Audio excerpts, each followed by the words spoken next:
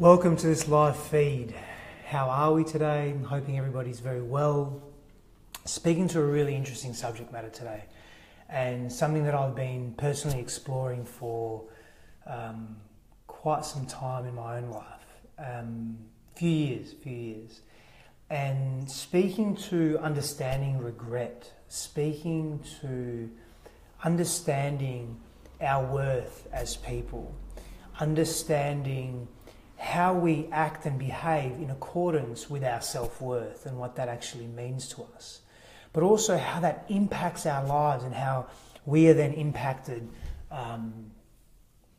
deeply by our ability to step out of fear and into courage, and to not be hindered by not believing in ourselves.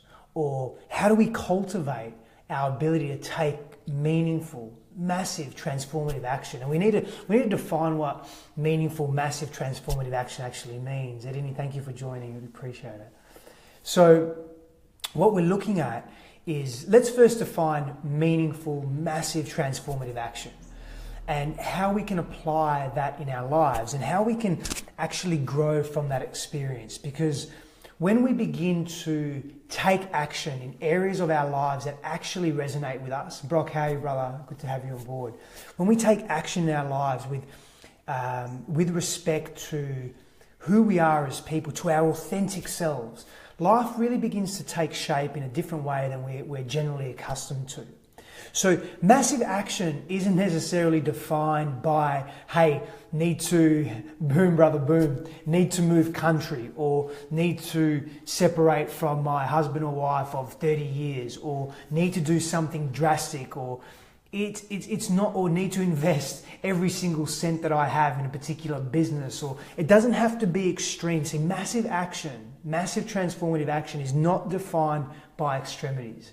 Massive transformative action is defined by process. It's defined by sincerity. It's defined by attention to self. It's defined by moving through life with an intention and having clarity on who we are. So having clarity on our purpose. Hey Sophia, how are you? Thank you for joining. Having clarity and definition on our values. Having clarity on the types of people we wish to be. And see, this is really important, because when we start integrating regret and the function of regret, or what regret actually symbolizes, we begin to view life from a very different, sorry, I had an interruption there. That vantage point allows us to view the world with great breadth and great depth, and that changes. It completely changes the way we observe the world. Steve, how are you, brother? Thank you for joining.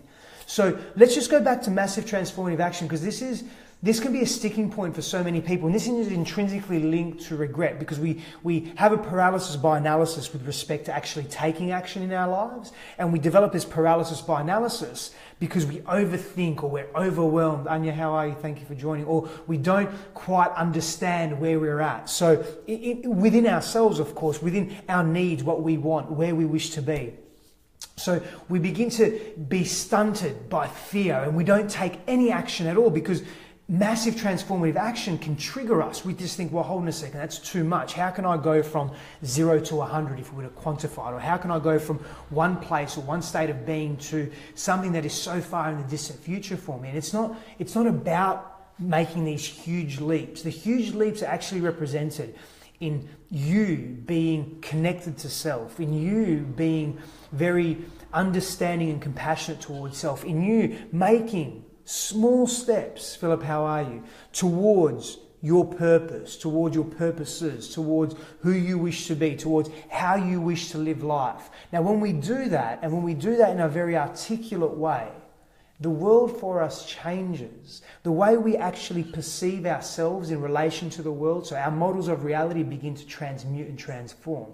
Our belief systems, our paradigms of belief, our thought paradigms, our emotional states begin to transmute towards something that is of alignment with who we truly are, our authentic selves. So the authentic self and understanding the authentic self, and I probably should have put this in the title today, is again intimately connected to and intimately linked to regret. Or rather, when we are purely or deeply authentic, we actually don't have regret. And there's the insight. So we're going to come back to that in a moment, but let me just, again, really harp on this point of massive transformative action. And we hear in the personal growth industry, we hear, but not only in that area, but by coaches, by psychologists, by therapists, by people of service to the human mind, so to speak, and the human emotionality, we hear of taking massive transformative action, and that statement can be quite daunting, but I want to let you know that it doesn't need to be. It's not about making huge leaps in extremes. It really isn't. It's about getting clear, cultivating deep and complete clarity with who you are and who you wish to be, and then from that place of clarity, brother, how are you? From that place of clarity, knowing where to go and knowing that every action you take carries with it meaning, carries with it fulfillment. So, you know, we ask often, what is the meaning of life? Especially when we're down and we're out and we're depressed and we're disconnected and we're disenfranchised and we're disempowered, we've lost our power. We often ask, what is the purpose of life? Why am I here?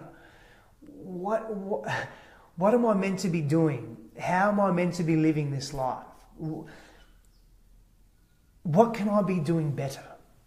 And we ask these questions. We connect to these questions of self.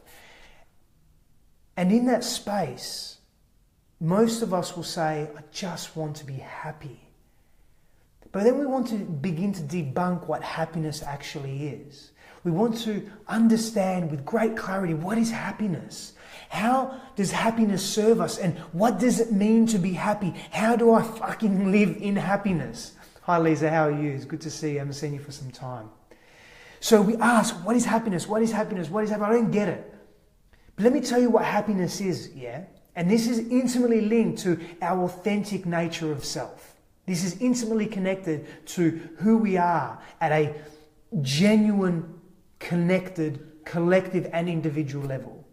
Happiness is our ability to take action every day that aligns with our highest truth, that is connected intrinsically to our values and our purpose or purposes. In other words, there's a deep knowing of self that takes place that allows us to feel and to experience and to live in happiness. That's a game changer. It's a game changer for those in our lives, and it's a game changer for ourselves, our own path, the evolution and expansion of our own mind and our own path, our own journey. Yeah, it's totally life transformative. So when we look at that, we look at our ability to be happy, being defined by our ability to connect to our truth, our authentic, congruent, transparent, real self. And by doing that, we then align our actions every day, our interactions, our relationships, the way we treat other people, the way we speak to ourselves, the way we speak and communicate and connect with others. We align all of those gestures, all of those experiences, all of those actions with, guess what? What is most important to us in life. And from that, we begin to feel fulfillment. We begin to attach meaning to our lives. We begin to attach meaning to our everyday existence. And guess what that does when we have deep, profound meaning in life?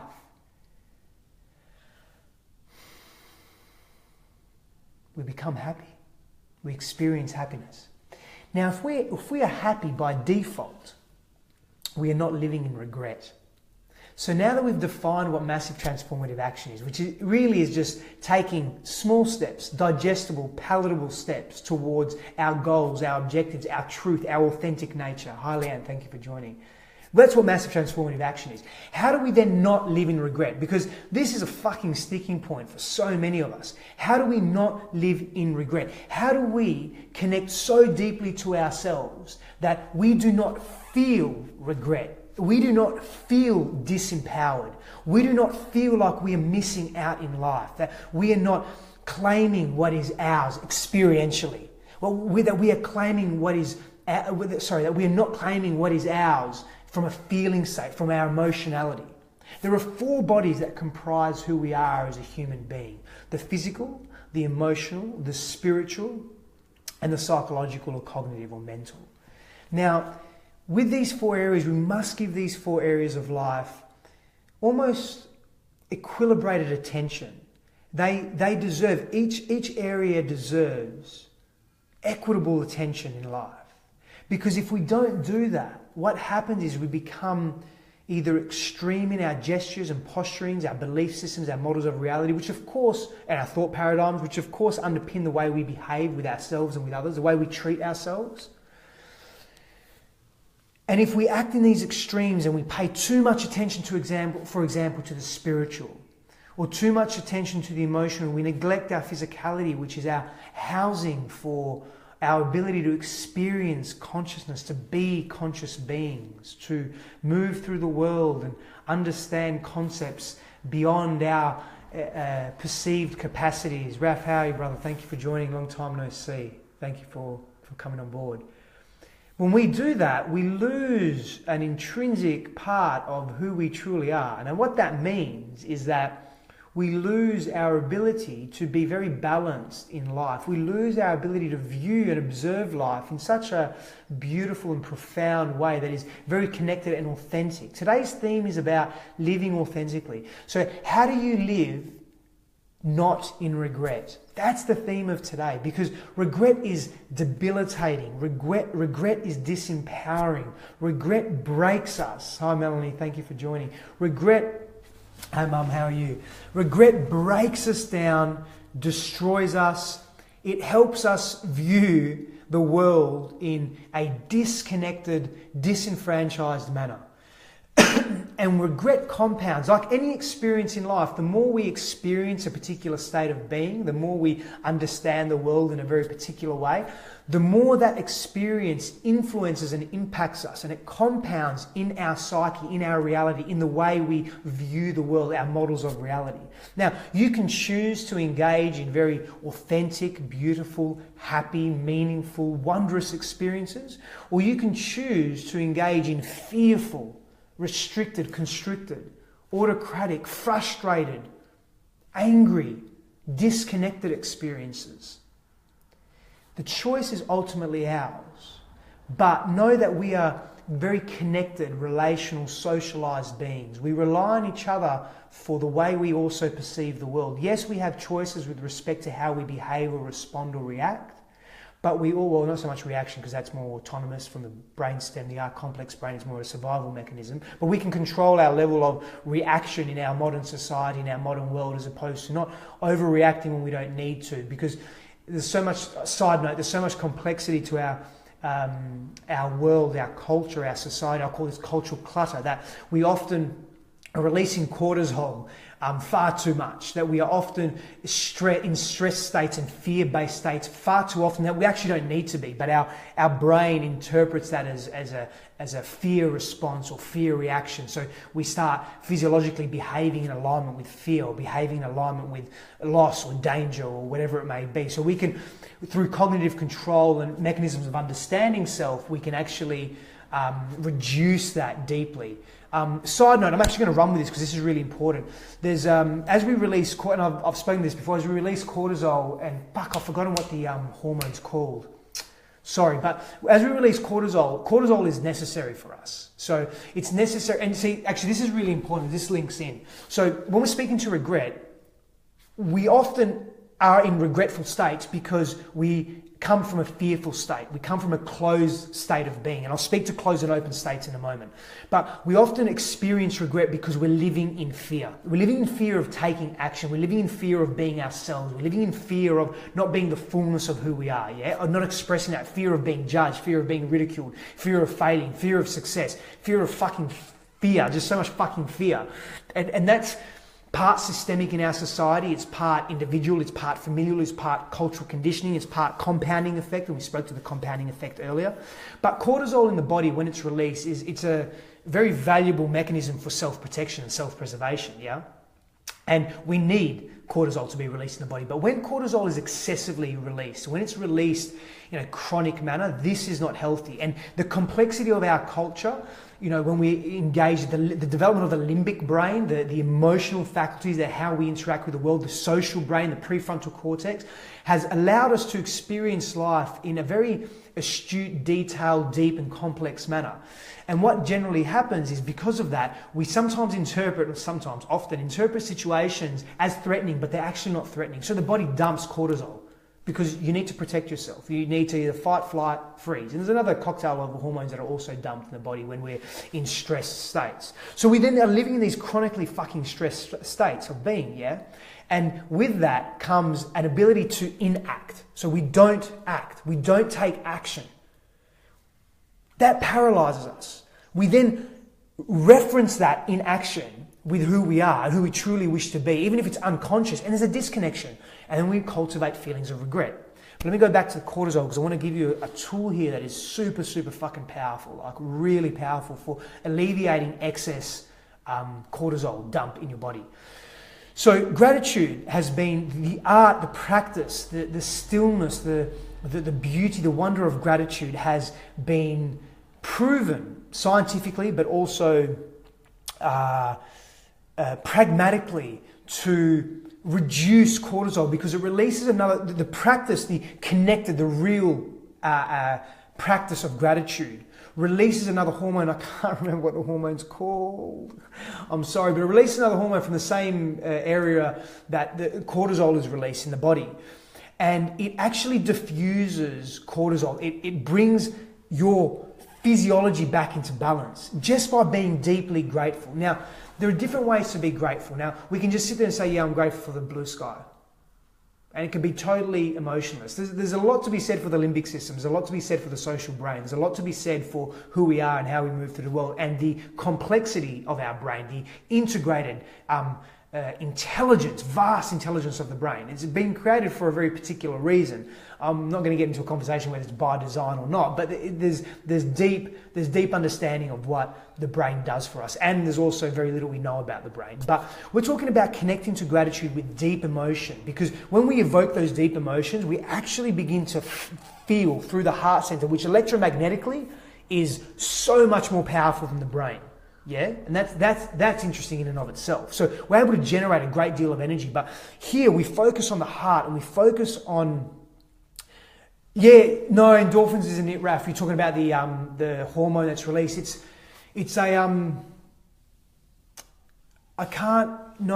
not oxytocin, Lisa. Thank you. It's not. It's a very long, complex hormone in terms of the word. I think the abbreviated version is AMNA, ANAM, or something. I can't remember what it is, but it's the counterpart to oxytocin. It's what happens when the stress is actually gone.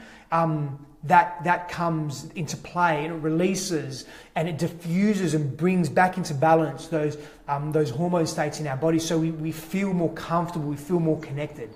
So I'll find out what it is and I'll mention it. But basically, gratitude has been demonstrated to bring that hormone, to release that hormone and bring our stress levels back into balance. So when you are stressed, when you are highly stressed, whether it be because, hey Joey, how are you? Whether it be because you are not living your life fully, because no, it's not melatonin or norepinephrine, Brock.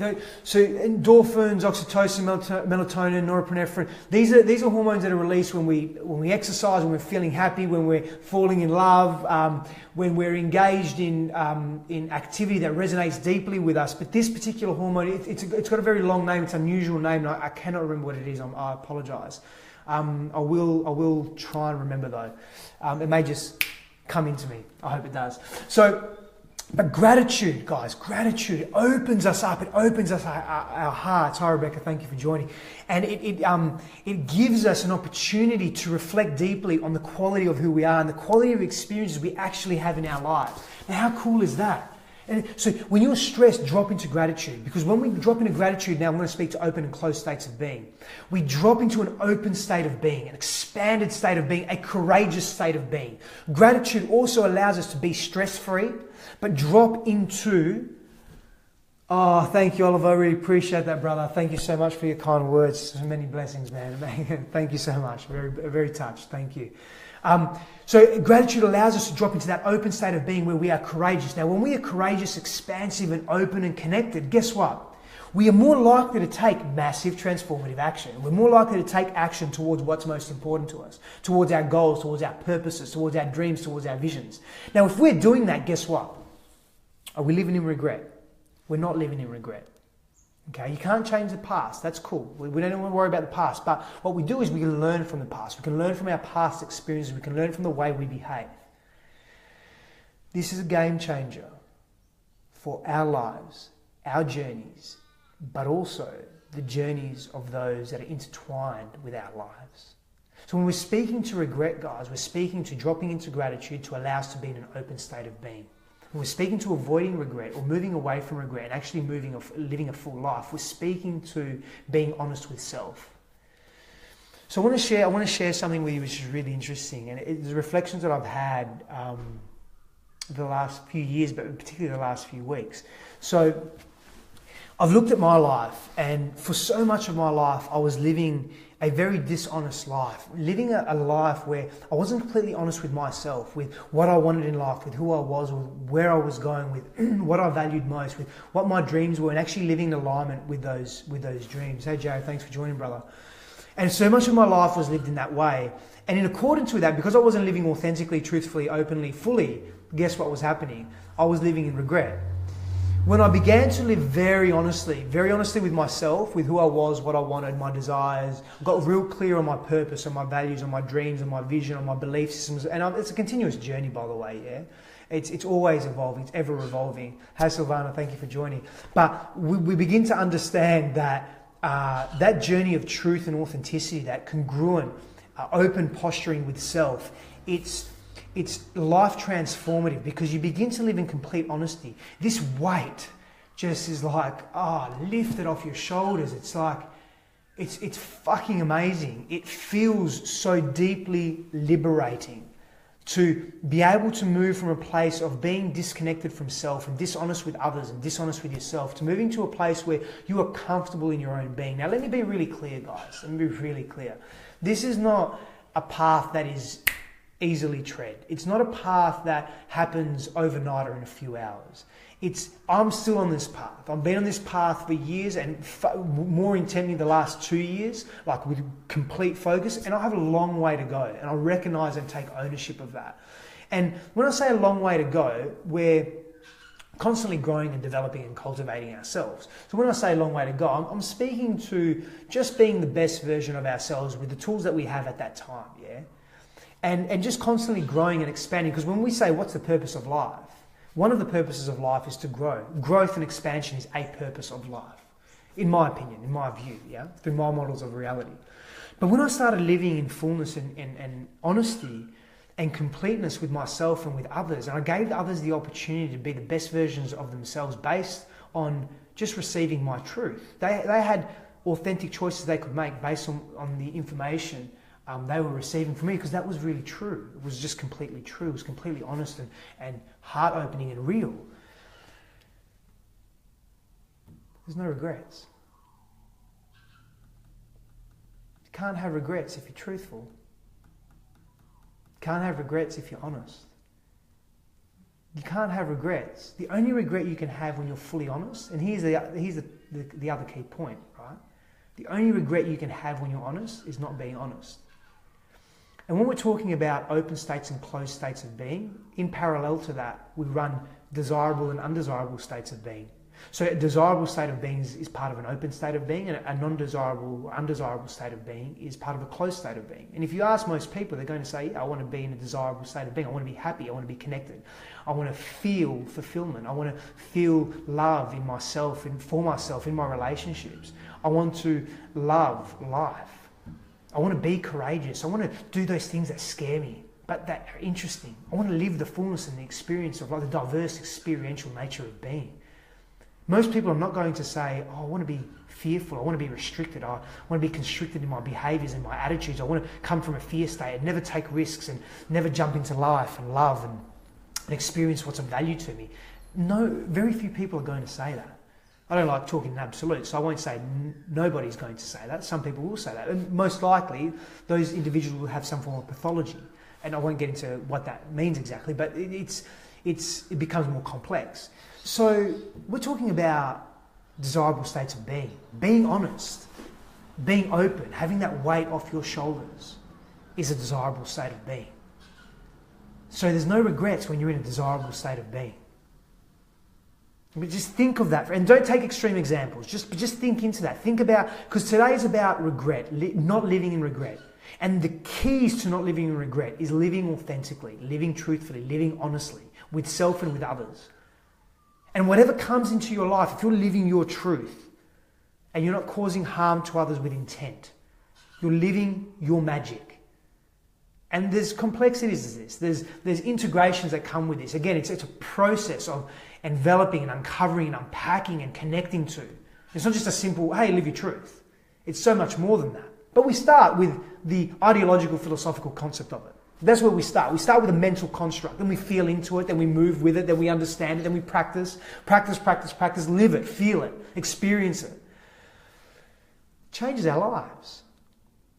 I don't know anybody that wants to live in regret. I don't know anyone that wants to live. I'm fairly well travelled. I don't know a lot of people. I don't know 7 billion people, but I know I'm an astute observer of the human mind and communication, interaction, and relationships and so forth. I don't know anybody that wants to live in regret. So 2 keys to not living in regret is live openly and truthfully, be yourself, be authentically you, and take action. Take action on your truth. Now, you may say, well, how do we get to our truth? How do we discover our purpose? So there are processes for that. There are processes, there are practices, there's praxis, there's specific ways of being, of looking at the world, of developing and cultivating a very specific model of reality, or models of reality towards that. For me, they're foundations in all my programs and they're foundations for myself. And I'm constantly reevaluating that. It requires attention. It's not about work, because there's sometimes a negative connotation associated with work, but it requires attention to self, and it requires moving with a very specific intention, a clear intention with who we are and who we wish to be. So guys, I want to wrap up there because I've got some other things I need to do. And actually, I just want to, just really be honest, I really just want to go meditate now. So I want to just go meditate and just sit in some silence and stillness, because I've done a lot of talking. And just want to sit in some stillness before my next client. So very grateful that you've joined me. Thank you for your comments, thank you for your interaction, thank you for listening and watching, and I really appreciate that. I don't take that lightly, because you could be spending your time and your day in very many other ways. So thank you so much, very humbled. I hope you've got something from this, and please know that living in regret is not a desired state of being, it's a closed state of being. It comes from fear and restriction and constriction and pain. Living in an open state of being is a desirable state of being, and courage is a characteristic. Openness, expansiveness, inquisitiveness, inquiry, curiosity is a beautiful aspect, are beautiful characteristics of an open state of being. And by being curious, it leads us towards taking action. And action leads us towards our truth. And then practicing and taking action in our honesty and truth liberates us. It liberates us from fear. And it liberates us from living in regret. I want to leave you with that. I want to say thank you so much.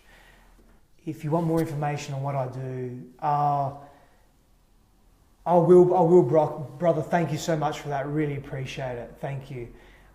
Thank you, Lisa. Thank you so much. Thank you for your kind words, guys. I'll save this one. Yeah, it's great. Thank you. Just really inspired by everybody here, by people just being present, being really present. I really appreciate it. Thank you so much.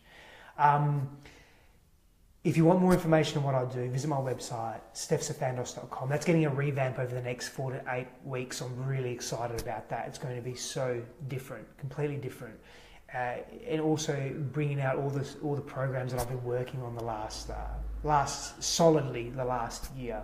These particular programs, conscious mentorship and Chaos to Clarity, the online program, and a number of other online programs as well, and retreats and so forth. So really, really excited to be on this journey, and for all of those that are here with me as well, sharing that, very appreciative. So enough of the gratitude. We can never have enough gratitude, but please move on with your day in authenticity. Live truthfully, live honestly, live your power.